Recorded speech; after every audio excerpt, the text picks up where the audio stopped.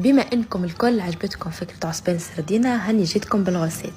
اول حاجة باش ناخذوا السردينة نحلوها في الوسط كما تشوفوا ونجبدوا لها السلسل متاعها.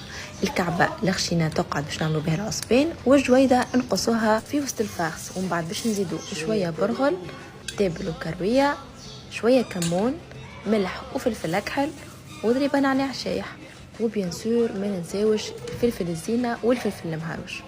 توا باش نخلطوا كل شيء مع بعضه ونزيدوا شويه زيت زيتون. كي نحسوا اللي سردينا الكل تفوحت باهي باش نزيدوا مقدار راس بصل، شويه جلبانه، والا نجموا نعوضوها بالحمص المنفخ المفسوخ.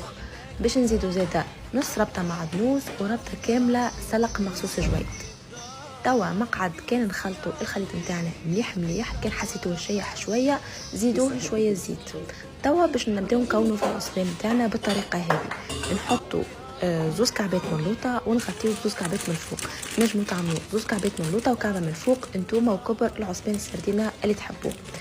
امي عملت الطريقه هذه انه تحطها في بابي كويسون، اما انتوما تنجموا راهو تعصبنوها ديريكتومون من غير حتى بابي، راهو ما تتحلش وتطيب، وجربتها وجوها باهي. توا باش نعملوا الصوص نتاع كسكسي عادي، نقول عليه كسكسي بالحوت، باش نسقطوا فيه اكل العصبانات نتاعنا ونخليوهم لين يطيبوا. يا جماعه راهو ما ياخوش برشا وقت، جربوه وقولوا لي.